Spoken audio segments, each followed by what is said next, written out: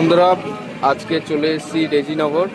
এখানে এক ভাই আমাদের ভিডিও দেখে কিছু পায়রা পছন্দ করেছিল, আজকে ডেলিভারি দিতে আসলাম রেজিনগর স্টেশনে। এই যে এখানে দেখুন, রেজিনগর স্টেশনের বাইরে রয়েছে এই টিকিট কাউন্টার। এখানে এই যে এখানে বড় ভাই রয়েছে। ভাই কোথা থেকে আসছো? মোহাম্মদপুর থেকে। কাটোয়া কাটোয়া কাটোয়া লাইন তাহলে। আচ্ছা, আজকে এই ব্যাগের মধ্যে রয়েছে কিছু পায়রা আছে যেগুলো ডেলিভারি দেওয়ার জন্য নিয়ে এসেছি। এখানে এক ছোট ভাইও আছে, সাথে করে এসছে।